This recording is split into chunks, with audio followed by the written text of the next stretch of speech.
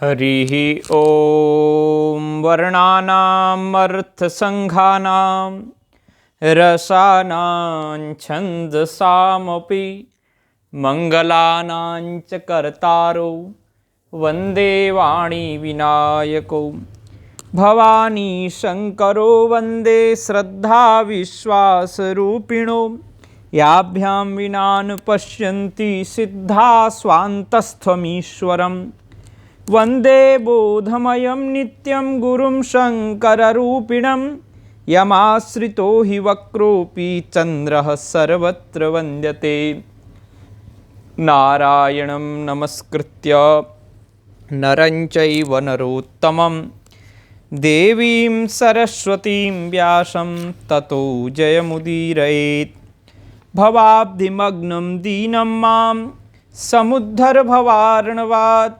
कर्मग्राहगृहीताङ्गं दासोऽहं तव शङ्कर नमो गोभ्यः श्रीमतीभ्यः सौरभेभ्य एव च नमो ब्रह्मसुताभ्यश्च पवित्राभ्यो नमो नमः आद्यन्तमङ्गलमजातसमानभावम् आर्यं तमीशमजरामरमात्मदेवम् पंचाननं प्रबलपञ्चविनोदशीलं संभावये मनसि शङ्करमम्बिकेशं।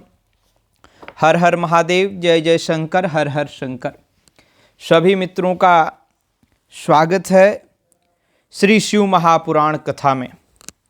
आइए हम इस पवित्र कथा में देवादिदेव महादेव की कृपा का अनुभव करते हुए श्रवण करें। हम श्री शिव पुराण के द्वितीय रुद्र संहिता के द्वितीय सती खंड में भगवान की अत्यंत माधुर्य युक्त कथा का श्रवण कर रहे हैं। इस कथा के प्रसंग को पहले जान लें। इसमें दक्ष के द्वारा महान यज्ञ का आयोजन करना, उसमें ब्रह्मा विष्णु देवताओं और ऋषियों का आगमन, दक्ष द्वारा सबका सत्कार, यज्ञ का आरंभ, दधीचि द्वारा भगवान शिव को बुलाने का अनुरोध और दक्ष के विरोध करने पर शिव भक्तों का वहां से निकल जाना। अब ये समझ लीजिए कि दक्ष यज्ञ का ही प्रसंग चलेगा, उसी के अंतर्गत सारी कथाएं आएंगी और जिसमें सुंदर ज्ञानोपदेश भी निरूपित किया जाएगा। श्री ब्रह्मा जी कहते हैं, नारद, एक समय दक्ष ने एक बहुत बड़े यज्ञ का आरंभ किया। उस यज्ञ की दीक्षा लेकर उन्होंने उस समय समस्त देवर्षियों, महर्षियों तथा देवताओं को बुलाया। वे सभी उस यज्ञ में पधारे। अगस्त्य, कश्यप, अत्रि, वामदेव, भृगु, दधीचि, भगवान व्यास, भारद्वाज, गौतम, पैल, पराशर, गर्ग, भार्गव, ककुस, सित, सुमंतु, त्रिक, कंक और वैशंपायन, ये तथा दूसरे बहुसंख्यक मुनि अपने स्त्री पुत्रों को साथ ले मेरे पुत्र दक्ष के यज्ञ में हर्षपूर्वक सम्मिलित हुए थे। इनके सिवा समस्त देवगण, महान अभ्युदयशाली लोकपालगण और सभी उपदेवता अपनी उपकारक सैन्य शक्ति के साथ वहां पधारे थे। दक्ष ने प्रार्थना करके सदलबल मुझ विश्वसृष्टा ब्रह्मा को भी सत्यलोक से बुलवाया था। इसी तरह भांति भांति से आदर प्रार्थना करके वैकुंठ लोक से भगवान विष्णु भी उस यज्ञ में बुलाए गए थे। शिवद्रोही दुरात्मा दक्ष ने उन सब का बड़ा सत्कार किया। विश्वकर्मा ने अत्यंत दीप्तिमान, विशाल और बहुमूल्य दिव्य भवन बनाए थे। दक्ष ने वे ही भवन समागत अतिथियों को ठहरने के लिए दिए। सभी लोग सम्मानित हो उन संपूर्ण भवनों में यथायोग्य स्थान पाकर ठहरे हुए थे। दक्ष का वह महायज्ञ उस समय कनखल नामक तीर्थ में हो रहा था। उसमें दक्ष ने भृगु आदि तपोधनु को ऋत्विज बनाया। संपूर्ण मरुदगणों के साथ स्वयं भगवान विष्णु उसके अधिष्ठाता थे। मैं वेदत्रयी की विधि को दिखाने या बताने वाला ब्रह्मा बना था।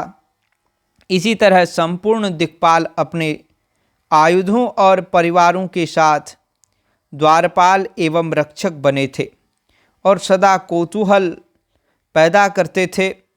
स्वयं यज्ञ सुंदर रूप धारण करके दक्ष के उस यज्ञ मंडप में उपस्थित था। महामुनियों में श्रेष्ठ सभी महर्षि स्वयं वेदों के धारण करने वाले हुए थे। अग्नि ने भी उस यज्ञ महोत्सव में शीघ्र ही हविष्य ग्रहण करने के लिए अपने सहस्रों रूप प्रकट किए थे। वहाँ 88,000 ऋत्विज एक साथ हवन करते थे। 64,000 देवर्षि उद्गाता थे। अध्वर्यु एवं होता भी उतने ही थे। नारद आदि देवर्षि और सप्तर्षि पृथक पृथक गाथा गान कर रहे थे। दक्ष ने अपने उसी महायज्ञ में गंधर्वों, विद्याधरों, सिद्धों, 12 आदित्यों, उनके गणों, यज्ञों तथा नागलोक में विचरने वाले समस्त नागों का भी बहुत बड़ी संख्या में वर्ण किया था। ब्रह्मर्षि, राजर्षि और देवर्षियों के समुदाय तथा बहुसंख्यक नरेश भी उसमें आमंत्रित थे, जो अपने मित्रों, मंत्रियों तथा सेनाओं के साथ आए हुए थे। यजमान दक्ष ने उस यज्ञ में वसु आदि समस्त गण देवताओं का भी वर्ण किया था। कौतुक और मंगलाचार करके जब दक्ष ने यज्ञ की दीक्षा ली, तब जब उनके लिए बारंबार स्वस्ति वाचन किया जाने लगा, तब वे अपनी पत्नी के साथ बड़ी शोभा पाने लगे। इतना सब कुछ करने पर भी दुरात्मा दक्ष ने उस यज्ञ में भगवान शंभु को नहीं आमंत्रित किया। उनकी दृष्टि में कपालधारी होने के कारण वे निश्चय ही यज्ञ में भाग पाने योग्य नहीं थे। सती प्रजापति दक्ष की प्रिय पुत्री थीं, तो भी कपाली की पत्नी होने के कारण दोषदर्शी दक्ष ने उन्हें अपने यज्ञ में नहीं बुलाया। इस प्रकार जब दक्ष का वह यज्ञ महोत्सव आरंभ हुआ और यज्ञ मंडप में आए हुए सब ऋत्विज अपने अपने कार्य में संलग्न हो गए, उस समय वहाँ भगवान शंकर को उपस्थित न देख शिवभक्त दधीचि का चित्त अत्यंत उद्विग्न हो उठा था और वो उद्विग्न होकर के यों बोले। दधीचि ने कहा, मुख्य मुख्य देवताओं तथा ऋषियों, महर्षियों, आप सब लोग प्रशंसापूर्वक मेरी बात सुने। इस यज्ञ महोत्सव में भगवान शंकर नहीं आए हैं, इसका क्या कारण है? यद्यपि ये देवेश्वर बड़े बड़े मुनि और लोकपाल यहाँ पधारे हैं, तथापि उन महात्मा पिनाक पाणी शंकर के बिना यह यज्ञ अधिक शोभा नहीं पा रहा है। बड़े बड़े विद्वान कहते हैं कि मंगलमय भगवान शिव की कृपा दृष्टि से ही समस्त मंगल कार्य संपन्न होते हैं। जिनका ऐसा प्रभाव है, वे पुराण पुरुष वृषभध्वज परमेश्वर श्री नीलकंठ यहाँ क्यों नहीं दिखाई दे रहे हैं?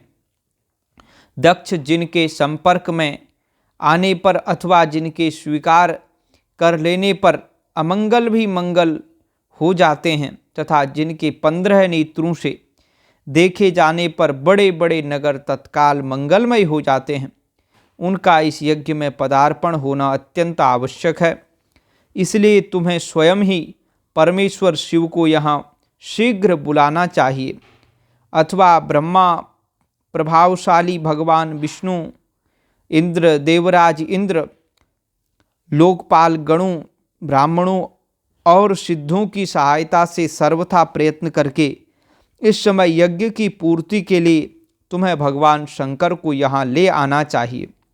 आप सब लोग उस स्थान पर जाएं जहाँ महेश्वर देव विराजमान हैं। वहाँ से दक्ष नंदिनी सती के साथ भगवान शंभु को यहाँ तुरंत ले आएं।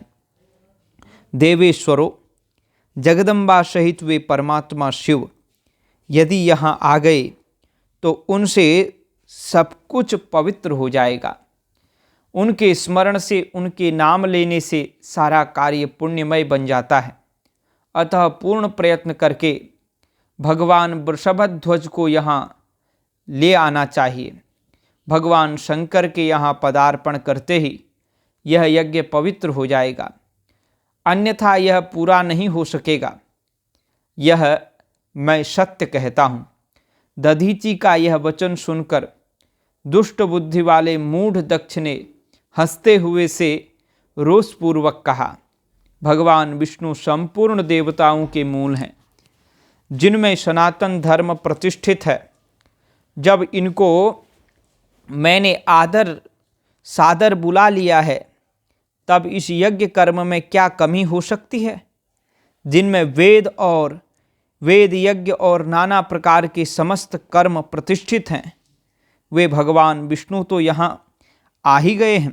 इनके सिवा सत्यलोक से लोक पितामह ब्रह्मा वेदों, उपनिषदों एवं विविध आगमों के साथ यहाँ पधारे हैं।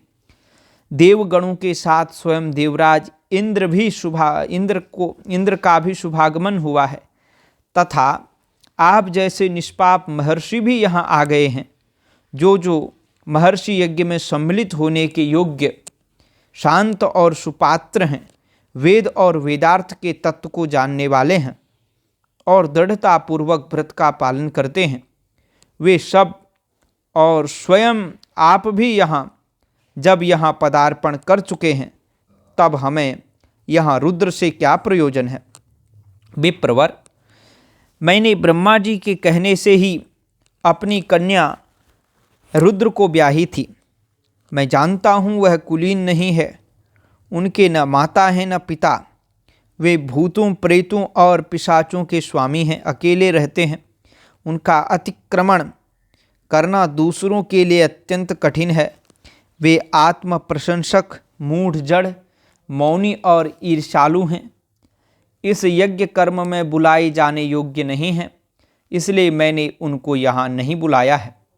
अतः दधीचि जी, आपको फिर कभी ऐसी बात नहीं कहनी चाहिए। मेरी प्रार्थना है कि आप सब लोग मिलकर मेरे इस महान यज्ञ को सफल बनावें। दक्ष की यह बात सुनकर दधीचि ने समस्त देवताओं और मुनियों के सुनते हुए सार गर्भित बात कही। दधीचि बोले, दक्ष, उन भगवान शिव के बिना यह महान यज्ञ अयज्ञ हो गया है। अब यह यज्ञ कहलाने योग्य ही नहीं रह गया। विशेषतः इस यज्ञ में तुम्हारा विनाश हो जाएगा।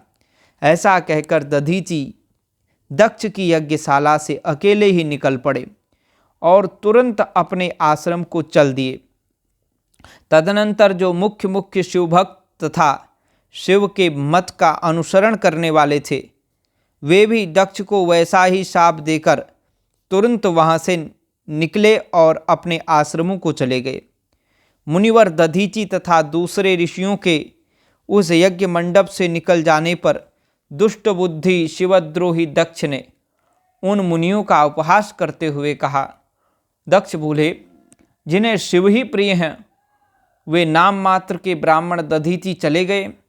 उन्हीं के समान जो दूसरे थे, वे भी मेरी यज्ञशाला से निकल गए। यह बड़ी शुभ बात हुई है। मुझे सदा यही अभिष्ट है। देवेश, देवताओं और मुनियों, मैं सत्य कहता हूँ, जिनके चित्त की विचार शक्ति नष्ट हो गई है, जो मंद बुद्धि हैं और मिथ्यावाद में लगे हुए हैं, ऐसे वेद बहिष्कृत दुराचारी लोगों को यज्ञ कर्म में त्याग ही देना चाहिए। विष्णु आदि आप सब देवता और ब्राह्मण वेदवादी हैं, अतः मेरे इस यज्ञ को शीघ्र ही सफल बनावे। ब्रह्मा जी कहते हैं, दक्ष की यह बात सुनकर शिव की माया से मोहित हुए समस्त देवर्षि उस यज्ञ में देवताओं का पूजन और हवन करने लगे। मुनीश्वर नारद, इस प्रकार उस यज्ञ को जो शाप मिला, उसका वर्णन किया गया है। अब यज्ञ के विध्वंस की घटना को बताया जाता है, आदर पूर्वक सुनो। हर हर महादेव शंभो काशी विश्वनाथ गंगे, हर हर महादेव शंभो काशी विश्वनाथ गंगे। दक्ष यज्ञ का समाचार पा सती का शिव से वहां चलने के लिए अनुरोध। दक्ष के शिवद्रोह को जानकर भगवान शिव की आज्ञा से देवी सती का पिता के यज्ञ मंडप की ओर शिवगणों के साथ प्रस्थान। ब्रह्मा जी कहते हैं, नारद, जब देवर्षिगण बड़े उत्साह और हर्ष के साथ दक्ष के यज्ञ में जा रहे थे, उसी समय दक्ष कन्या देवी सती गंधमादन पर्वत पर चंदोवे से युक्त धारागृह में सखियों से घिरी हुई भांति भांति की उत्तम क्रीड़ाएं कर रही थीं। प्रसन्नतापूर्वक क्रीड़ा में लगी हुई देवी सती ने उस समय रोहिणी के साथ दक्ष यज्ञ में जाते हुए चंद्रमा को देखा। देखकर वे अपनी हितकारिणी प्राण प्यारी श्रेष्ठ सखी विजया से बोली, मेरी सखियों में श्रेष्ठ प्राण प्रिय विजय, जल्दी जाकर पूछ तो आ, ये चंद्रदेव रोहिणी के साथ कहाँ जा रहे हैं।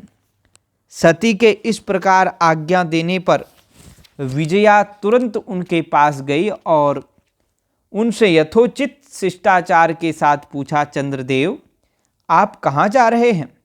विजया का यह प्रश्न सुनकर चंद्रदेव ने अपनी यात्रा का उद्देश्य आदरपूर्वक बताया। दक्ष के यहाँ होने वाले यज्ञोत्सव आदि का सारा वृत्तांत कहा।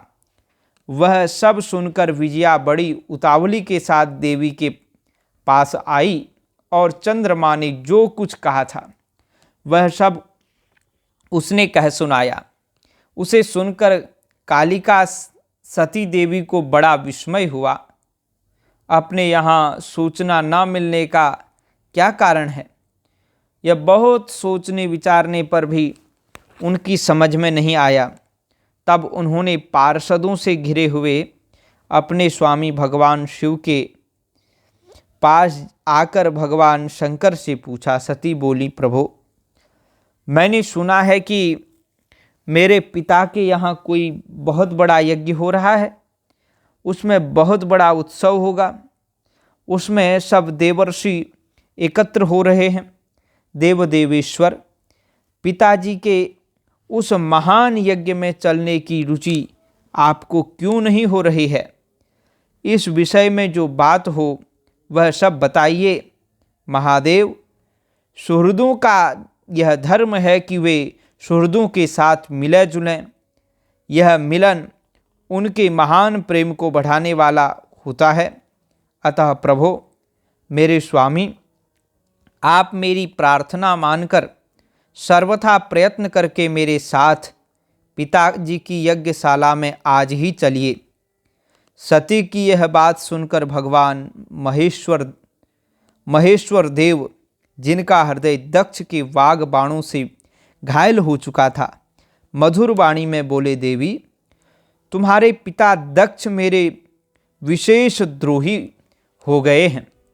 जो प्रमुख देवता और ऋषि अभिमानी, मूढ़ और ज्ञान शून्य हैं, वे ही सब तुम्हारे पिता के यज्ञ में गए हैं।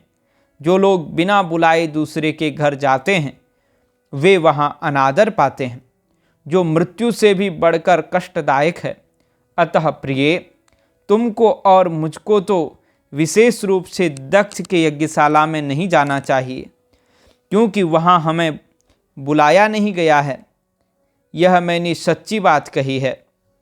महात्मा महेश्वर के ऐसा कहने पर सती रोषपूर्वक बोली, शंभो, आप सबके ईश्वर हैं। जिनके जाने से यज्ञ सफल होता है, उन्हीं आपको मेरे दुष्ट पिता ने इस समय आमंत्रित नहीं किया है। प्रभो, उस दुरात्मा का अभिप्राय क्या है, वह सब मैं जानना चाहती हूँ। साथ ही वहाँ आए हुए संपूर्ण दुरात्मा देवर्षियों के मनोभाव का भी मैं पता लगाना चाहती हूँ। अतः प्रभो, मैं आज ही पिता के यज्ञ में जाती हूँ। नाथ महेश्वर, आप मुझे वहाँ जाने की आज्ञा दे दें, अनुमति दे दें। देवी सती के ऐसा कहने पर सर्वज्ञ सर्वद्रष्टा सृष्टिकर्ता एवं कल्याण स्वरूप साक्षात भगवान रुद्र उनसे इस प्रकार बोले। शिव ने कहा, उत्तम व्रत का पालन करने वाली देवी, यदि इस प्रकार तुम्हारी रुचि वहाँ अवश्य जाने के लिए हो गई है तो मेरी आज्ञा से तुम शीघ्र अपने पिता के यज्ञ में जाओ। यह नंदी वृषभ सुसज्जित है। तुम एक महारानी के अनुरूप राजोपचार साथ ले सादर इस पर सवार हो बहुसंख्यक प्रमथ गणों के साथ यात्रा करो। प्रिय, इस विभूषित वृषभ पर आरूढ़ हो। रुद्र के इस प्रकार आदेश देने पर सुंदर आभूषणों से अलंकृत सती देवी सब साधनों से युक्त हो पिता के घर की ओर चली।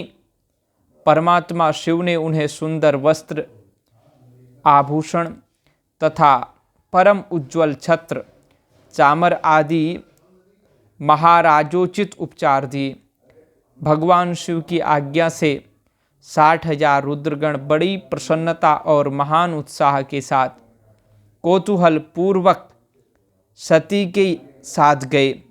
उस समय वहाँ यज्ञ के लिए यात्रा करते समय सब ओर महान उत्सव होने लगा। महादेव जी के गणों ने शिवप्रिया सती के लिए बड़ा भारी उत्सव रचाया। वे सभी गण कौतूहलपूर्ण कार्य करने तथा सती और शिव के यज्ञ को गाने लगे, सती और शिव के यश को गाने लगे। शिव के प्रिय और महान वीर प्रमथगण प्रसन्नतापूर्वक उछलते कूदते चल रहे थे। जगदम्बा के यात्रा काल में सब प्रकार से बड़ी भारी शोभा हो रही थी। उस समय जो सुखद जय जयकार आदि का शब्द प्रकट हुआ, उससे तीनों लोग गूंज उठे।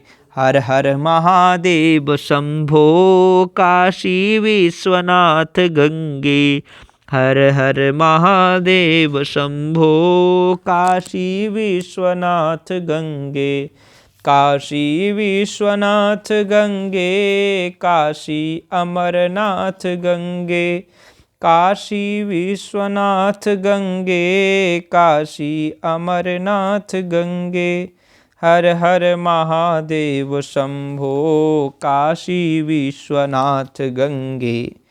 यज्ञशाला में शिव का भाग न देखकर सती के रोषपूर्ण वचन, दक्ष द्वारा शिव की निंदा सुन दक्ष तथा देवताओं को धिक्कार फटकार कर सती द्वारा अपने प्राण त्याग का निश्चय।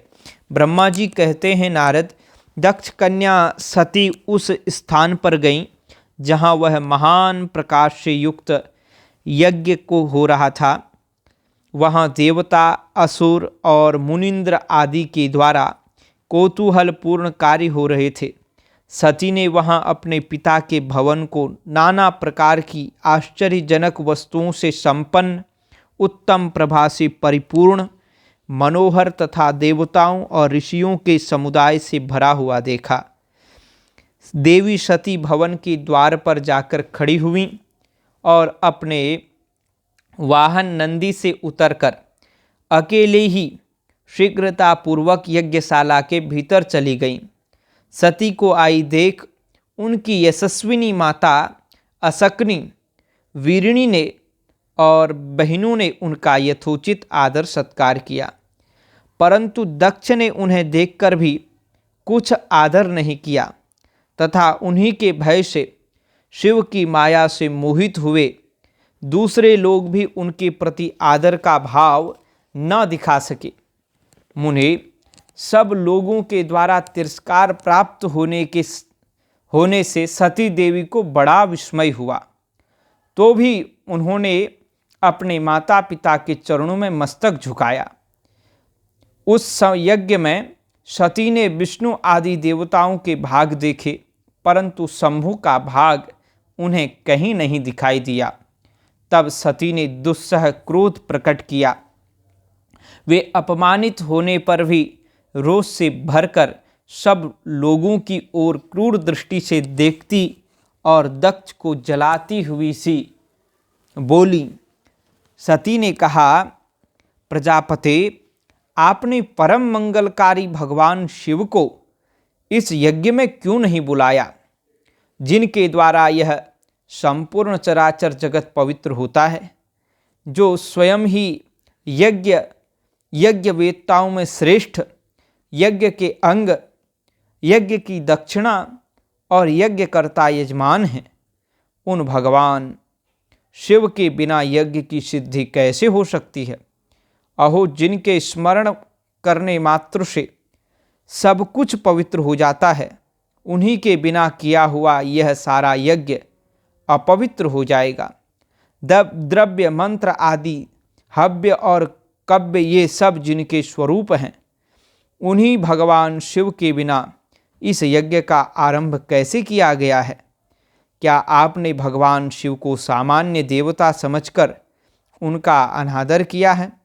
आज आपकी बुद्धि भ्रष्ट हो गई है, इसलिए आप पिता होकर भी मुझे अधम जच रहे हैं। अरे, ये विष्णु और ब्रह्मा आदि देवता तथा मुनि अपने प्रभु भगवान शिव के आए बिना यज्ञ में कैसे चले आए? ऐसा कहने के बाद शिवस्वरूपा परमेश्वरी सती ने भगवान विष्णु, ब्रह्मा, रुद्र आदि सभी देवताओं को तथा समस्त ऋषियों को बड़े कड़े शब्दों में फटकारा। ब्रह्मा जी कहते हैं, नारद, इस प्रकार क्रोध से भरी हुई जगदम्बा सती ने वहाँ व्यथित हृदय से अनेक प्रकार की बातें कहीं। श्री विष्णु आदि समस्त देवता और मुनि जो वहाँ उपस्थित थे, सती की बात सुनकर चुप रह गए। अपनी पुत्री के वैसे वचन सुनकर कुपित हुए दक्ष ने सती की ओर क्रूर दृष्टि से देखा और इस प्रकार कहा। दक्ष बोले, भद्रे, तुम्हारे बहुत कहने से क्या लाभ? इस समय यहाँ तुम्हारा कोई काम नहीं है। तुम जाओ या ठहरो या तुम्हारी इच्छा पर निर्भर है। यह सब तुम्हारी इच्छा पर निर्भर है। तुम यहाँ आई ही क्यों? समस्त विद्वान जानते हैं कि तुम्हारे पति शिव अमंगल रूप हैं। वे कुलीन भी नहीं हैं, वेद से बहिष्कृत हैं और भूतों, प्रेतों तथा पिशाचों के स्वामी हैं।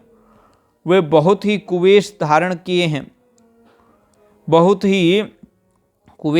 किए रहते हैं। इसलिए रुद्र को इस यज्ञ के लिए नहीं बुलाया गया है। बेटी, मैं रुद्र को अच्छी तरह जानता हूँ, अतः जानबूझकर ही मैंने देवर्षियों की सभा में उनको आमंत्रित नहीं किया है। रुद्र को शास्त्र के अर्थ का ज्ञान नहीं है। वे उद्दंड और दुरात्मा हैं। मुझ मूढ़ पापी ने ब्रह्मा जी के कहने से उनके साथ तुम्हारा विवाह कर दिया था। अतः शुचिस्मिते, तुम क्रोध छोड़कर स्वस्थ हो जाओ, शांत हो जाओ। इस यज्ञ में तुम आ ही गई हो तो स्वयं अपना भाग ग्रहण करो या दहेज ग्रहण करो। दक्ष के ऐसा कहने पर उनकी त्रिभुवन पूजिता पुत्री सती ने शिव की निंदा करने वाले अपने पिता की ओर जब दृष्टिपात किया, तब उनका रोष और भी बढ़ गया। नारायण नारायण नारायण। वे मन ही मन सोचने लगी कि अब मैं शंकर जी के पास कैसे जाऊंगी। यदि शंकर जी के दर्शन की इच्छा से वहां गई और उन्होंने यहाँ का समाचार पूछा तो मैं उन्हें क्या उत्तर दूंगी। तदनंतर तीनों लोकों की जननी सती रोषावेश से युक्त हो लंबी सांस खींचती हुई अपने दुष्ट हृदय पिता दक्ष से बोली। सती देवी ने कहा, जो महादेव जी की निंदा करता है अथवा जो उनकी होती हुई निंदा को सुनता है, वे दोनों जब तक जब तब तक नरक में पड़े रहते हैं जब तक चंद्रमा और सूर्य विद्यमान हैं। यो निंदति महादेवं निंद्यमानं शृणोति वा तावुभो नरकं यातो यावच्चंद्र दिवाकरौ। अतः तात मैं अपने इस शरीर को त्याग दूंगी, जलती आग में प्रवेश कर जाऊंगी। अपने स्वामी का अनादर सुनकर अब मुझे अपने इस जीवन की रक्षा से क्या प्रयोजन। यदि कोई समर्थ हो तो वह स्वयं विशेष यत्न करके शंभु की निंदा करने वाले पुरुष की जीभ को बलपूर्वक काट डाले, तभी वह शिव निंदा श्रवण के पाप से शुद्ध हो सकता है, इसमें संशय नहीं है। यदि कुछ कर सकने में असमर्थ हो तो बुद्धिमान पुरुष को चाहिए कि वह दोनों कान बंद करके वहां से निकल जाए। इससे वह शुद्ध रहता है, दोष का भागी नहीं होता, ऐसा श्रेष्ठ विद्वान कहते हैं। इस प्रकार धर्म नीति बताने पर सती को अपने आने के कारण बड़ा पश्चाताप हुआ। उन्होंने व्यथित चित्त से भगवान शंकर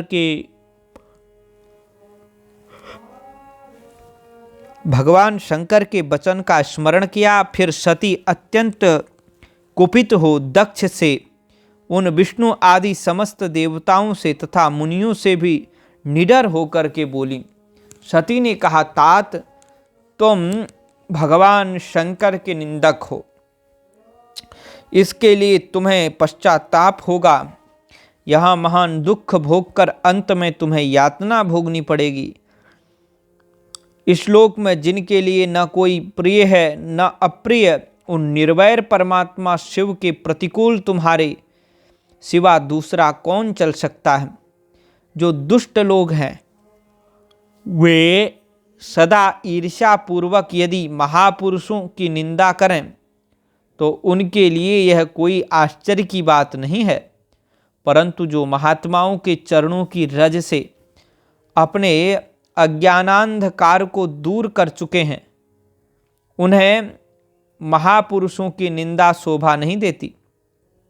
जिनका शिव यह 2 अक्षरों का नाम कभी बातचीत के प्रसंग से मनुष्यों की वाणी द्वारा एक बार भी उच्चारित हो जाए तो वह संपूर्ण पाप राशि को शीघ्र ही नष्ट कर देता है। उन्हीं पवित्र कीर्ति वाले निर्मल शिव से तुम द्वेष करते हो।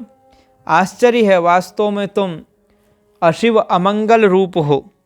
महापुरुषों के मन रूपी मधुकर ब्रह्मानंदमय रस का पान करने की इच्छा से जिनके सर्वार्थदायक चरण कमलों का निरंतर सेवन किया करते हैं, उन्हीं से तुम मूर्खतावश द्रोह करते हो।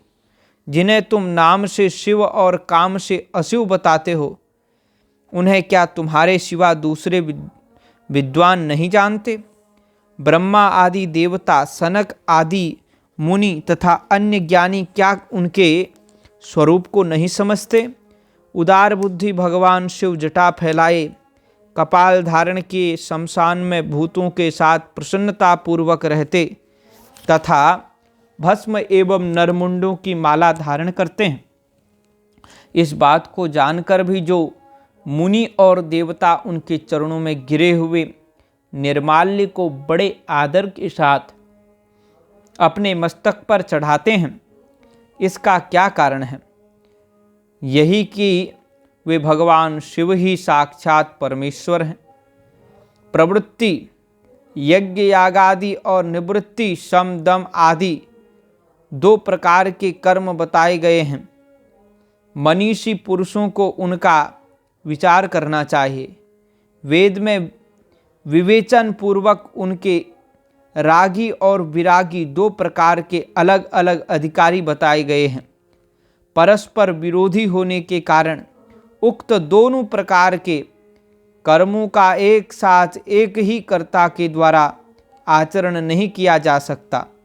भगवान शंकर तो परब्रह्म परमात्मा हैं, उनमें इन दोनों ही प्रकार के कर्मों का प्रवेश नहीं है।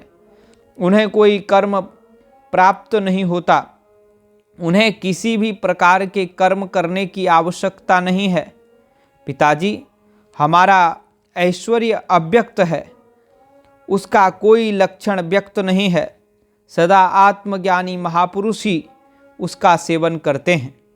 तुम्हारे पास वह ऐश्वर्य नहीं है। यज्ञशालाओं में रहकर वहाँ के अन्न से तृप्त होने वाले कर्मठ लोगों को जो भोग प्राप्त होता है, उससे वह ऐश्वर्य बहुत दूर है। जो महापुरुषों की निंदा करने वाला और दुष्ट है, उसके जन्म को धिक्कार है। विद्वान पुरुष को चाहिए कि उसके संबंध को विशेष रूप से प्रयत्न करके त्याग दे। जिस समय भगवान शिव तुम्हारे साथ मेरा संबंध दिखलाते हुए मुझे दाक्षायणी कहकर पुकारेंगे, उस समय मेरा मन सहसा अत्यंत दुखी हो जाएगा। इसलिए तुम्हारे अंग से उत्पन्न हुए सदा शिव के तुल्य, तुम्हारे अंग से उत्पन्न हुए सदा शव के तुल्य घृणित इस शरीर को इस समय मैं निश्चय ही त्याग दूंगी और ऐसा करके सुखी हो जाऊंगी। हे देवताओं और मुनियों, तुम सब लोग मेरी बात सुनो। तुम्हारे हृदय में दुष्टता आ गई है। तुम लोगों का यह कर्म सर्वथा अनुचित है। तुम सब लोग मूढ़ हो, क्योंकि शिव की निंदा और कलह तुम्हें प्रिय है। अतः भगवान हर से तुम्हें इस कुकर्म का निश्चय ही पूरा दंड मिलेगा।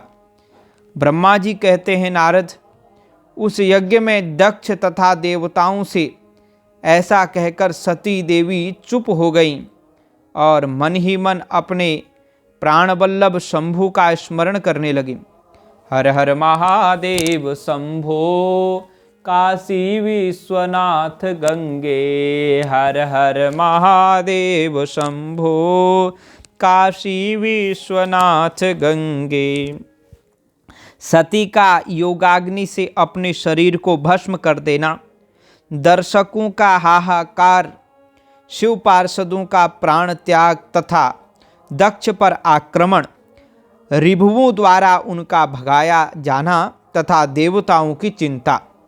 ब्रह्मा जी कहते हैं, नारद, मौन हुई सती देवी अपने पति का सादर स्मरण करके शांत चित्त हो सहसा उत्तर दिशा में भूमि पर बैठ गईं।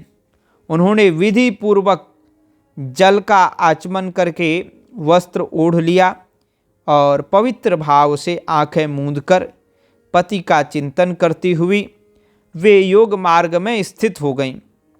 उन्होंने आसन को स्थिर कर प्राणायाम द्वारा प्राण और अपान को एक रूप करके नाभि चक्र में स्थित किया।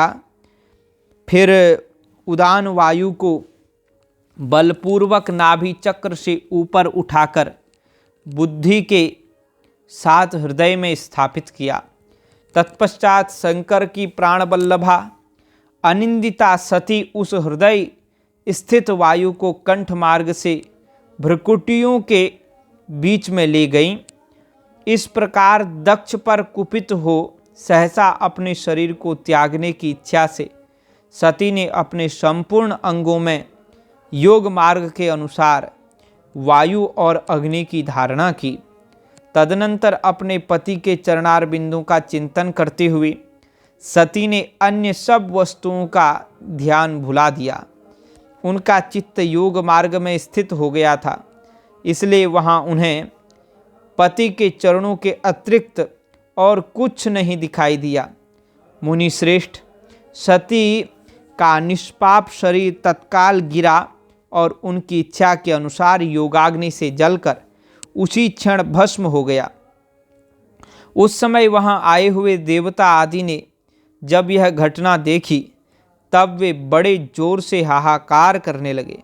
उनका वह अद्भुत, महान, विचित्र एवं भयंकर हाहाकार आकाश में और पृथ्वी तल पर सब ओर फैल गया। लोग कह रहे थे, हाय, महान देवता भगवान शंकर की परम प्रेयसी सती देवी ने किस दुष्ट के दुर्व्यवहार से कुपित हो अपने प्राण त्याग दिए। अहो ब्रह्मा जी के पुत्र, इस दक्ष की बड़ी भारी दुष्टता तो देखो। सारा चराचर जगत जिसकी संतान है, उसी की पुत्री मनुष्विनी सती देवी, जो सदा ही मान पाने के योग्य थीं, उसके द्वारा ऐसी निराद्रिता हुई कि प्राणों से ही हाथ धो बैठी। भगवान वृषभध्वज की प्रिया सती सदा सभी सत्पुरुषों के द्वारा निरंतर सम्मान पाने की अधिकारिणी थी। वास्तव में उनका हृदय बड़ा ही असहिष्णु है। वह प्रजापति दक्ष ब्राह्मण द्रोही हैं, इसलिए सारे संसार में उसे महान अपयश प्राप्त होगा। उसकी अपनी ही पुत्री उसी के अपराध से जब प्राण त्याग करने को उद्यत हो गई, तब भी उस महानरक भोगी शंकर द्रोही ने उसे रोका तक नहीं।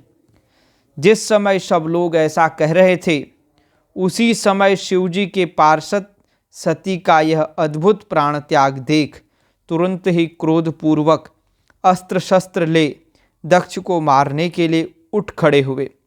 यज्ञ मंडप के द्वार पर खड़े हुए वे भगवान शंकर के समस्त 60,000 पार्षद, जो बड़े भारी बलवान थे, अत्यंत रोष से भर गए और हमें धिक्कार है ऐसा कहते हुए भगवान शंकर के गणों के वे सभी वीर यूथपति बारंबार उच्च स्वर से हाहाकार करने लगे। देवर्षे कितने ही पार्षद तो वहाँ शोक से ऐसे व्याकुल हो गए कि वे अत्यंत तीखे प्राणनाशक शस्त्रों द्वारा अपने ही मस्तक और मुख आदि अंगों पर आघात करने लगे। इस प्रकार 20,000 पार्षद उस समय दक्ष कन्या सती के साथ ही नष्ट हो गए। वह एक अद्भुत सी बात हुई। नष्ट होने से बचे हुए महात्मा शंकर के वे प्रमथगण क्रोधयुक्त दक्ष को मारने के लिए हथियार लिए उठ खड़े हुए। मुने उन आक्रमणकारी पार्षदों का वेग देखकर भगवान भृगु ने यज्ञ में विघ्न डालने वालों का नाश करने के लिए नियत अपहता असुराः रक्ष्यांसि वेदिस्सदः और इस यजुर्मंत्र से दक्षिणाग्नि में आहुति दी और भृगु के आहुति देते ही यज्ञ कुंड से ऋभु नामक सहस्रु महान देवता, जो बड़े प्रबल वीर थे, वहाँ प्रकट हो गए। मुनीश्वर, उन सब के हाथ में जलती हुई लकड़ियाँ थीं। उनके साथ प्रमथ गणों का अत्यंत विकट युद्ध हुआ और जो सुनने वालों के भी रोंगटे खड़े कर देने वाला था। उन ब्रह्म तेज से संपन्न महावीर ऋभुओं की सब ओर से ऐसी मार पड़ी जिससे प्रमथगण बिना अधिक प्रयास के ही भाग खड़े हुए। इस प्रकार उन देवताओं ने उन शिवगणों को तुरंत मार भगाया। यह अद्भुत सी घटना भगवान शिव की महाशक्तिमती इच्छा से ही हुई है। वह सब देखकर ऋषि इंद्रादि देवता मरुदगण सब देखकर विश्वेश्वर अश्विनी कुमार और लोकपाल सब चुप रहे।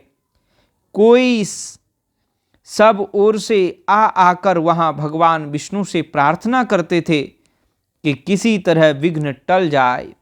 वे उद्विग्न हो बारंबार विघ्न निवारण के लिए आपस में सलाह करने लगे।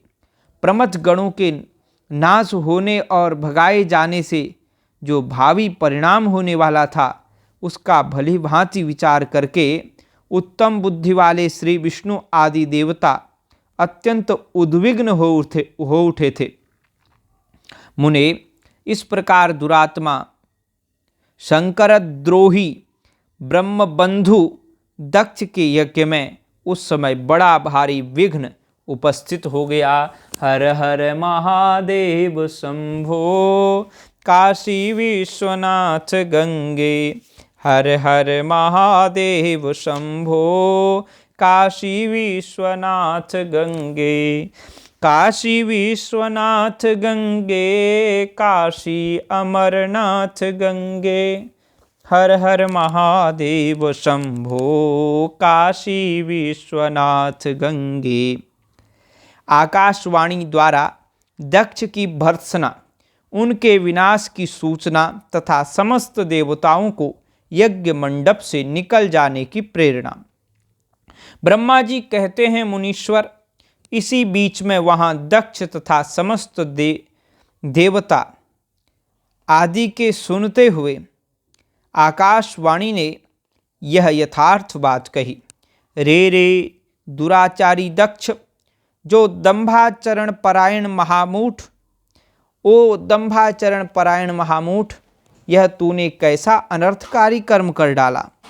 ओ मूर्ख, शिवभक्त राज दधीचि के कथन को भी तूने प्रामाणिक नहीं माना, जो तेरे लिए सब प्रकार से आनंददायक और मंगलकारी था। वे ब्राह्मण देवता तुझे दुस्सह शाप देकर तेरी यज्ञशाला से निकल गए, तो भी तुझ मूढ़ ने अपने मन में कुछ भी नहीं समझा। उसके बाद तेरे घर में मंगलमयी सती देवी स्वतः पधारी, जो तेरी अपनी ही पुत्री थीं, किंतु तूने उनका भी परम आदर नहीं किया। ऐसा क्यों हुआ? ज्ञान दुर्बल दक्ष, तूने सती और महादेव जी की पूजा नहीं की। यह क्या किया? मैं ब्रह्मा जी का बेटा हूँ, ऐसा समझकर तू व्यर्थ ही घमंड में भरा रहता है और इसलिए तुझ पर मोह छा गया है। वे सती देवी ही सत्पुरुषों की आराध्या देवी हैं, अथवा सदा आराधना करने के योग्य हैं। वे समस्त पुण्यों का फल देने वाली, तीनों लोकों की माता, कल्याण स्वरूपा और भगवान शंकर के आधे अंग में निवास करने वाली हैं। वे सती देवी ही पूजित होने पर सदा संपूर्ण सौभाग्य प्रदान करने वाली हैं। वे ही महेश्वर की शक्ति हैं और अपने भक्तों को सब प्रकार के मंगल देती हैं। वे सती देवी ही पूजित होने पर सदा संसार का भय दूर करती हैं, मनोवांछित फल देती हैं तथा वे ही समस्त उपद्रवों को नष्ट करने वाली देवी हैं। वे सती देवी ही सदा पूजित होने पर कीर्ति और संपत्ति प्रदान करती हैं। वे ही पराशक्ति तथा भोग और मोक्ष प्रदान करने वाली परमेश्वरी हैं। वे सती ही जगत को जन्म देने वाली माता, जगत की रक्षा करने वाली अनादि शक्ति और प्रलय काल में जगत का संहार करने वाली हैं। वे जगन्माता सती ही भगवान विष्णु की माता रूप से सुशोभित होने वाली तथा ब्रह्मा, इंद्र, चंद्र, अग्नि एवं सूर्यदेव आदि की जननी मानी गई हैं। वे सती ही तप, धर्म और दान आदि का फल देने वाली हैं। वे ही शंभु शक्ति महादेवी हैं तथा दुष्टों का हनन करने वाली हैं, दुष्टों का हनन करने वाली परात्पर शक्ति हैं। ऐसी महिमा वाली सती देवी, जिनकी सदा प्रिय धर्म पत्नी हैं, उन भगवान महादेव को तूने मुझ यज्ञ में भाग नहीं दिया। अरे तू कैसा मूढ़ और कुविचारी है। भगवान शिव ही सबके स्वामी तथा परात्पर परमेश्वर हैं। वे समस्त देवताओं के सम्यक सेव्य हैं और सबका कल्याण करने वाले हैं। उन्हीं के दर्शन की इच्छा से सिद्ध पुरुष तपस्या करते हैं और उन्हीं के साक्षात्कार की अभिलाषा मन में लेकर योगी लोग योग साधना में प्रवृत्त होते हैं। अनंत धन, धान्य और यज्ञ कार्य आदि का सबसे महान फल यही बताया गया है कि भगवान शंकर का दर्शन दुर्लभ हो। भगवान शंकर का दर्शन जो दुर्लभ है वो सुलभ हो, सर्व सुलभ हो। शिव ही जगत का धारण पोषण करने वाले हैं। वे ही समस्त विद्याओं के पति एवं सब कुछ करने में समर्थ हैं। आदि विद्या के श्रेष्ठ स्वामी और समस्त मंगलों के भी मंगल वे ही हैं। दुष्ट दक्ष, तूने उनकी शक्ति का आज सत्कार नहीं किया, इसलिए इस यज्ञ का विनाश हो जाएगा।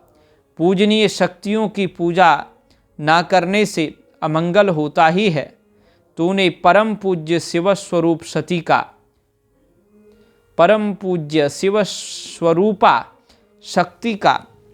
सती का अपमान किया है, उनका पूजन नहीं किया,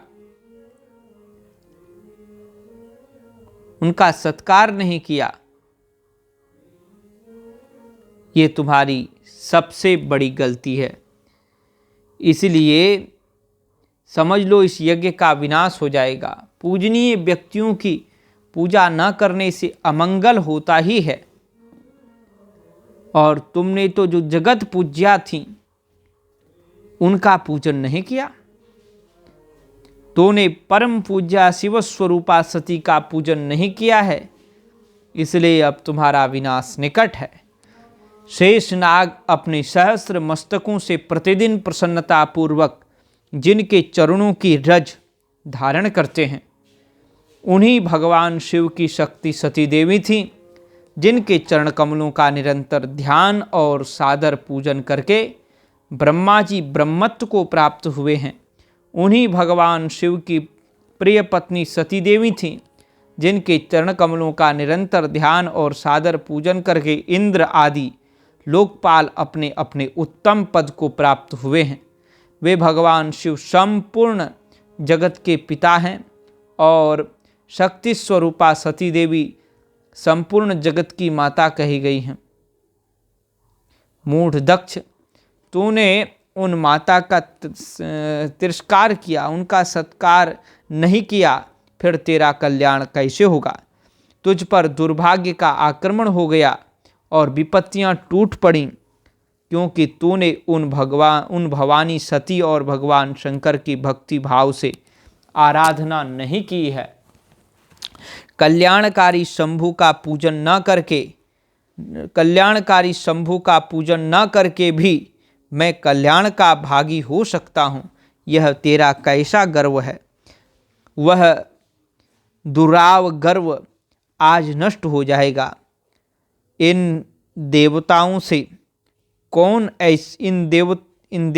में से कौन ऐसा है जो सर्वेश्वर शिव से विमुख होकर तेरी सहायता करेगा।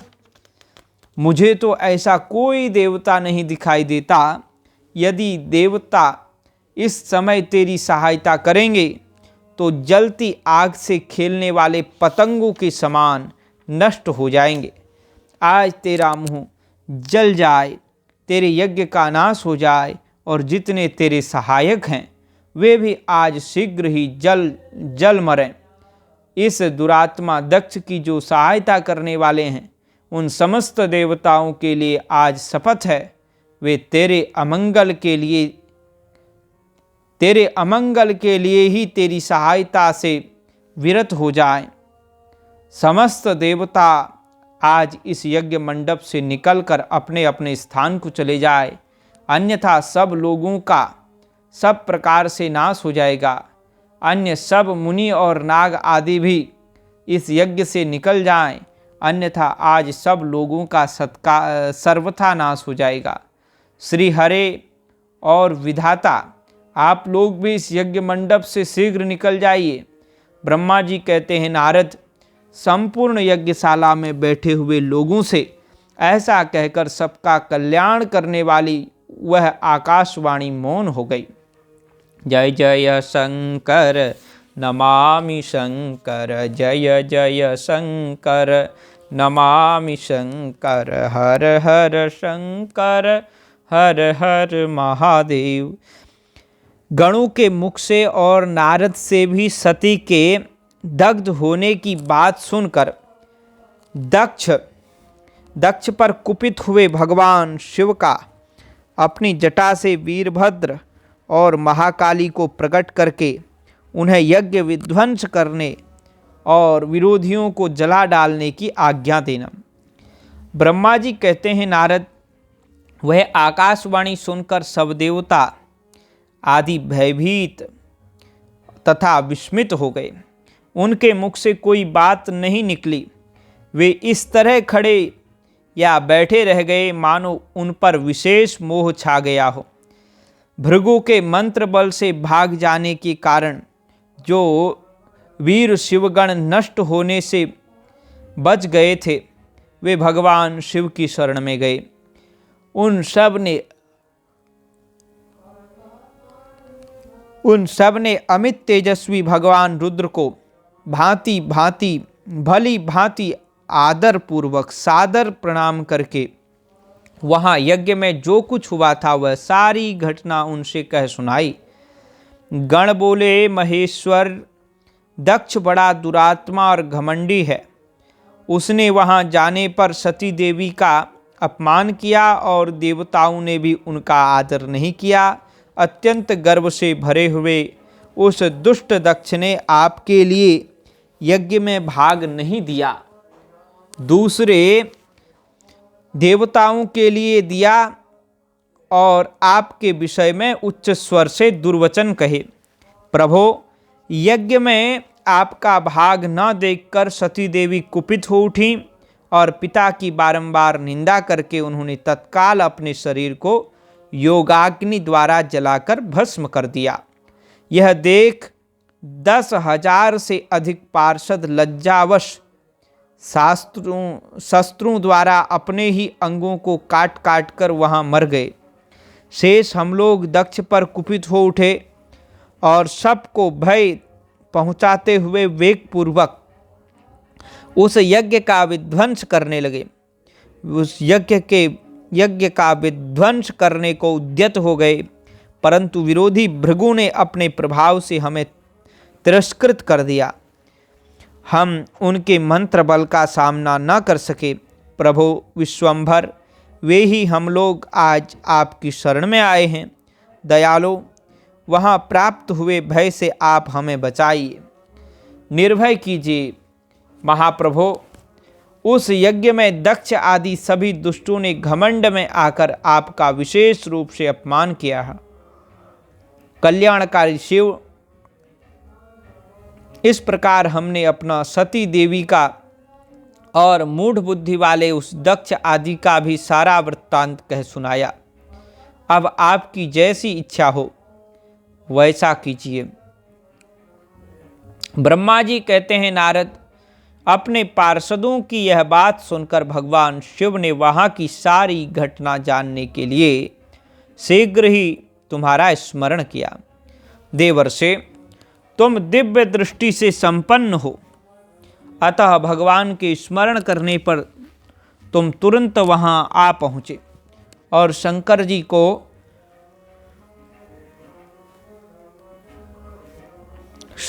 को भक्ति पूर्वक प्रणाम करके खड़े हो गए। स्वामी शिव ने तुम्हारी प्रशंसा करके तुमसे दक्ष यज्ञ में गई हुई सती का समाचार तथा दूसरी घटनाओं को पूछा। तात शंभु के पूछने पर शिव में मन लगाए रखने वाले तुमने शीघ्र ही वह सारा वृत्तांत कह सुनाया जो दक्ष यज्ञ में घटित हुआ था। मुने, तुम्हारे मुख से निकली हुई बात सुनकर उस समय महान रुद्र पराक्रम से संपन्न सर्वेश्वर रुद्र ने तुरंत ही बड़ा भारी क्रोध प्रकट किया। लोक संहारकारी रुद्र ने अपने सिर से एक जटा उखाड़ी और मुने रोषपूर्वक उस पर्वत के ऊपर दे मारा। मुने, भगवान शंकर के पटकने से उस जटा के 2 टुकड़े हो गए और महाप्रलय के समान भयंकर शब्द प्रकट हुआ। देवर्षे, उस जटा के पूर्व भाग से महाभयंकर महाबली वीरभद्र प्रकट हुए, जो समस्त शिवगणों के अगुवा हैं। वे भूमंडल को सब ओर से व्याप्त करके उससे भी 10 अंगुल अधिक होकर खड़े हुए। वे देखने में प्रलयाग्नि के समान जान पड़ते थे। उनका शरीर बहुत ऊंचा था। वे 1000 भुजाओं से युक्त थे। उन सर्वसमर्थ महारुद्र के क्रोधपूर्वक प्रकट हुए निश्वास से 100 प्रकार के ज्वर और 13 प्रकार की सन्निपात रोग पैदा हो गए। तात उस जटा के दूसरे भाग से महाकाली उत्पन्न हुई, जो बड़ी भयंकर दिखाई देती थी। वे करोड़ों भूतों से घिरी हुई थीं। जो ज्वर पैदा हुए वे सब के सब शरीरधारी, क्रूर और समस्त लोगों के लिए भयंकर थे। वे अपने तेज से प्रज्वलित हो सब ओर दाह उत्पन्न करते हुए से प्रतीत होते थे। वीरभद्र बातचीत करने में बड़े कुशल थे। उन्होंने दोनों हाथ जोड़कर परमेश्वर शिव को प्रणाम करके कहा, वीरभद्र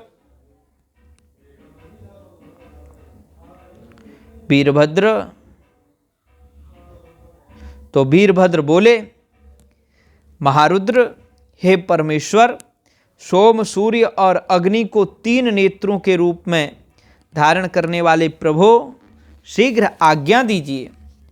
मुझे इस समय कौन सा कार्य करना होगा? हे ईशान, हे परमेश्वर, क्या मुझे आधे ही क्षण में सारे समुद्रों को सुखा देना, या इतने ही समय में संपूर्ण पर्वतों को पीस डालना है? मैं एक ही क्षण में ब्रह्मांड को भस्म कर दूंगा, या समस्त देवताओं और मुनियों को जलाकर राख कर दूं?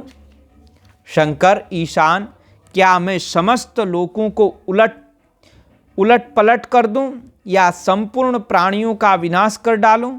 महेश्वर, आपकी कृपा से कहीं कोई भी ऐसा कार्य नहीं है जिसे मैं ना कर सकूं। पराक्रम के द्वारा मेरी समानता करने वाला वीर ना पहले कभी हुआ है और ना आगे होगा। शंकर, आप किसी तिनके को भेज दें तो वह भी बिना किसी यत्न के क्षण भर में बड़े से बड़ा कार्य सिद्ध कर सकता है, इसमें संशय नहीं है।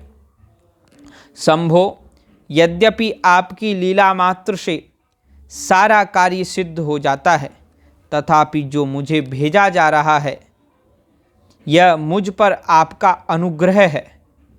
ये आपका अनुग्रह है शंभो।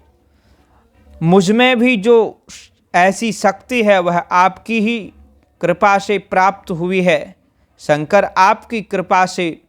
आपकी कृपा के बिना किसी में भी कोई शक्ति नहीं हो सकती। वास्तव में आपकी आज्ञा के बिना कोई तिनके के आदि को भी हिलाने में समर्थ नहीं है, यह निस्संदेह कहा जा सकता है। महादेव, मैं आपके चरणों में बारंबार प्रणाम करता हूँ।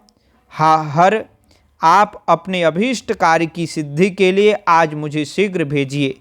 शंभो, मेरे दाहिने अंग बारंबार फड़क रहे हैं, इससे सूचित होता है कि मेरी विजय अवश्य होगी, अतः प्रभो मुझे भेजिए। शंकर, आज मुझे कोई अभूतपूर्व एवं विशेष हर्ष तथा उत्साह का अनुभव हो रहा है और मेरा चित्त आपके चरण कमलों में लगा हुआ है, अतः पग पग पर मेरे लिए शुभ परिणाम का विस्तार होगा।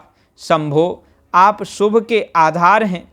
जिसकी आप में सुदृढ़ भक्ति है उसी को सदा विजय प्राप्त होती है और उसी का दिनों दिन शुभ होता है। ब्रह्मा जी कहते हैं, नारद, उसकी यह बात सुनकर सर्वमंगला के पति भगवान शिव बहुत संतुष्ट हुए और वीरभद्र से बोले, वीरभद्र तुम्हारी जय हो। ऐसा आशीर्वाद देकर वे फिर बोले, महादेव, महेश्वर ने कहा, मेरे पार्षदों में श्रेष्ठ वीरभद्र, ब्रह्मा जी का पुत्र दक्ष बड़ा दुष्ट है। उस मूर्ख को बड़ा घमंड हो गया है, अतः इन दिनों वह विशेष रूप से मेरा विरोध करने लगा है। दक्ष इस समय एक यज्ञ करने के लिए उद्यत है। तुम याग परिवार सहित उस यज्ञ को भस्म करके फिर शीघ्र मेरे स्थान पर लौट आओ। यदि देवता, गंधर्व, यक्ष अथवा अन्य कोई तुम्हारा सामना करने के लिए उद्यत हों तो उन्हें भी आज शीघ्र और सहसा भस्म कर डालना। दधीचि की दिलाई हुई मेरी शपथ का उल्लंघन करके जो देवता आदि वहाँ ठहरे हुए हैं उन्हें तुम निश्चय ही प्रयत्न पूर्वक जलाकर भस्म कर देना। जो मेरी शपथ का उल्लंघन करके गर्वयुक्त हो वहाँ ठहरे हुए हैं वे सब के सब मेरे द्रोही हैं, अतः उन्हें अग्निमयी माया से जला डालो। दक्ष की यज्ञशाला में जो अपनी पत्नियों और सारभूत उपकरणों के साथ बैठे हों उन सब को जलाकर भस्म कर देने के पश्चात फिर शीघ्र लौट आना। तुम्हारे वहाँ जाने पर विश्वदेव आदि देवगण भी यदि सामने आ तुम्हारी सादर स्तुति करें तो भी तुम उन्हें शीघ्र आग की ज्वाला से जलाकर ही छोड़ना। वीर, वहाँ दक्ष आदि सब लोगों को पत्नी और बंधु बांधवों सहित जलाकर कलशों में रखे हुए जल को लीला पूर्वक पी जाना। ब्रह्मा जी कहते हैं, नारद, जो वैदिक मर्यादा के पालक, काल के भी शत्रु तथा सबके ईश्वर हैं, वे भगवान रुद्र रोष से लाल आंखें किए महावीर वीरभद्र से ऐसा कहकर चुप हो गए। हर हर महादेव शंभो काशी विश्वनाथ गंगे, काशी विश्वनाथ गंगे, काशी अमरनाथ गंगे। प्रमथ गणों सहित वीरभद्र और महाकाली का दक्ष यज्ञ विध्वंस के लिए प्रस्थान। दक्ष तथा देवताओं की अपशकुन एवं उत्पात सूचक लक्षणों का दर्शन एवं भय होना। ब्रह्मा जी कहते हैं, नारद, महेश्वर के इस वचन को आदर पूर्वक सुनकर वीरभद्र बहुत संतुष्ट हुए। उन्होंने महेश्वर को प्रणाम किया। तत्पश्चात उन महादेवाधिदेव शूली की उपर्युक्त आज्ञा को सिरोधार्य करके वीरभद्र वहाँ से शीघ्र ही दक्ष के यज्ञ मंडप की ओर चले। भगवान शिव ने केवल शोभा के लिए उनके साथ करोड़ों महावीर गणों को भेज दिया जो प्रलयाग्नि के समान तेजस्वी थे। वे कौतूहलकारी प्रबल वीर प्रमथगण वीरभद्र के आगे और पीछे भी चल रहे थे। काल के भी काल भगवान रुद्र के वीरभद्र सहित जो लाखों पार्षद गण थे उन सब का स्वरूप रुद्र के ही समान था। उन गणों के साथ महात्मा वीरभद्र भगवान शिव के समान ही वेशभूषा धारण किए रथ पर बैठकर यात्रा कर रहे थे। उनके 1,000 भुजाएं थीं, शरीर में नागराज लिपटे हुए थे। वीरभद्र बड़े प्रबल और भयंकर दिखाई देते थे। उनका रथ बहुत ही विशाल था, उसमें 10,000 सिंह जोते जाते थे जो प्रयत्न पूर्वक उस रथ को खींचते थे। उसी प्रकार बहुत से प्रबल सिंह, शार्दूल, मगर, मत्स्य, सहस्रों हाथी उस रथ के पार्श्व भाग की ओर रक्षा करते थे। काली, कात्यायनी, ईशानी, चामुंडा, मुंडमर्दिनी, काल, भद्रकाली, भद्रा, त्वरिता तथा वैष्णवी इन 9 दुर्गाओं के साथ तथा समस्त भूतगणों के साथ महाकाली दक्ष का विनाश करने के लिए चली गईं। दक्ष का यज्ञ विनाश करने के लिए चली। डाकिनी, शाकिनी, भूत, प्रेत, प्रमथ, गुह्यक, कूष्मांड, परपट, चटक, ब्रह्म राक्षस, भैरव तथा क्षेत्रपाल आदि सभी के सभी वीर भगवान शिव की आज्ञा का पालन एवं दक्ष के यज्ञ का विध्वंस करने के लिए, विनाश करने के लिए तुरंत चल दिए। इनके सिवा 64 गणों के साथ योगिनियों का मंडल भी सहसा कुपित हो दक्ष यज्ञ का विनाश करने के लिए वहां से प्रस्थित हुआ। इस प्रकार कोटि कोटि गण एवं विभिन्न प्रकार के गणाधीश वीरभद्र के साथ चले। उस समय भेरियों की गंभीर ध्वनि होने लगी। नाना प्रकार के शब्द करने वाले शंख बज उठे। भिन्न भिन्न प्रकार की सींगें बजने लगीं। महामुने सेना सहित वीरभद्र भी यात्रा के समय वहाँ बहुत से सुखद शकुन होने लगे। इस प्रकार जब प्रमथ गणों सहित वीरभद्र ने प्रस्थान किया, तब उधर दक्ष तथा देवताओं को बहुत से अशुभ लक्षण दिखाई देने लगे। देवर्षि यज्ञ विध्वंस की सूचना देने वाले त्रिविध उत्पात प्रकट हो गए। दक्ष की बाईं आंख, बाईं भुजा और बाईं जांघ फड़कने लगी। वाम अंगों का वह फड़कना सर्वथा अशुभ सूचक था और नाना प्रकार के कष्ट मिलने की सूचना दे रहा था। उस समय दक्ष की यज्ञशाला में धरती डोलने लगी। दक्ष को दोपहर के समय दिन में ही अद्भुत तारे दिखने लगे। दिशाएं मलिन हो गई। सूर्यमंडल चितकबरा दिखने लगा। उस पर हजारों घेरे पड़ गए, जिससे वह भयंकर जान पड़ता था। बिजली और अग्नि के समान दीप्तिमान तारे टूट टूट कर गिरने लगे और भी बहुत से भयानक अपशकुन होने लगे। इसी बीच में वहाँ आकाशवाणी प्रकट हुई, जो संपूर्ण देवताओं और विशेषतः दक्ष को अपनी बात सुनाने लगी। आकाशवाणी बोली, ओ दक्ष, आज तेरे जन्म को धिक्कार है। तू महामूढ़ और पापात्मा है। भगवान हर की ओर से आज तुझे महान दुख प्राप्त होगा, जो किसी तरह टल नहीं सकता। अब यहाँ तेरा हाहाकार भी नहीं सुनाई देगा। जो मूढ़ देवता आदि तेरे यज्ञ में स्थित हैं, उनका भी महान दुख होगा, इसमें संशय नहीं है। ब्रह्मा जी कहते हैं, मुने, आकाशवाणी की यह बात सुनकर और पूर्वोक्त अशुभ सूचक लक्षणों को देखकर दक्ष तथा दूसरे देवता आदि को भी अत्यंत भय प्राप्त हुआ। उस समय दक्ष मन ही मन अत्यंत व्याकुल हो कांपने लगे और अपने प्रभु लक्ष्मीपति भगवान विष्णु की शरण में गए। वे भय से अधीर हो बेसुध हो रहे थे। उन्होंने स्वजन वत्सल देवाधिदेव भगवान विष्णु को प्रणाम किया और उनकी स्तुति करके कहा, बोलो भक्त वत्सल भगवान की जय। तो अब जो आगे की आने वाली कथा है उसको हम आपको बाद में सुनाएंगे। आज हमने बहुत से विषयों पर प्रकाश डाला और बहुत से विषयों को आपको श्रवण कराया। तो आप इसी प्रकार से हमारे YouTube चैनल के माध्यम से भगवान देवाधिदेव महादेव की मंगलमयी कथा का यूं ही श्रवण करते रहिए। कितनी सुंदर सुंदर कथा इस शिव चरित्र में, शिव पुराण में आई हुई हैं।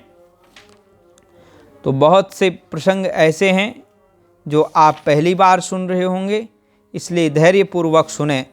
आज के प्रसंगों में हमने सुना कि दक्ष के द्वारा महान यज्ञ का आयोजन, उसमें ब्रह्मा, विष्णु, देवताओं और ऋषियों का आगमन, दक्ष द्वारा सबका सत्कार, यज्ञ का आरंभ, दधीचि द्वारा भगवान शिव को बुलाने का अनुरोध और दक्ष के विरोध करने पर शिव भक्तों का वहाँ से निकल जाना। दक्ष यज्ञ का समाचार पा सती का शिव से वहाँ चलने के लिए अनुरोध। दक्ष के शिवद्रोह को जानकर भगवान शिव की आज्ञा से देवी सती का पिता के यज्ञ मंडप की ओर शिवगणों के साथ प्रस्थान। यज्ञशाला में शिव का भाग न देखकर सती के रोषपूर्ण वचन, दक्ष द्वारा शिव की निंदा सुन दक्ष तथा देवताओं को धिक्कार फटकार कर सती द्वारा अपने प्राण त्याग का निश्चय। तो ऐसे करके उसके पश्चात सती का योगाग्नि से अपने शरीर को भस्म कर देना, दर्शकों का हाहाकार, शिव पार्षदों का प्राण त्याग तथा दक्ष पर आक्रमण, ऋभुओं द्वारा उनका भगाया जाना तथा देवताओं की चिंता। आकाशवाणी द्वारा दक्ष की भर्त्सना, उनके विनाश की सूचना तथा समस्त देवताओं को यज्ञ मंडप से निकल जाने की प्रेरणा देना। गणों के मुख से और नारद से भी सती के दग्ध होने की बात सुनकर दक्ष पर कुपित हुए शिव का अपनी जटा से वीरभद्र और महाकाली को प्रकट करके उन्हें यज्ञ विध्वंस करने और विरोधियों को जला डालने की आज्ञा देना।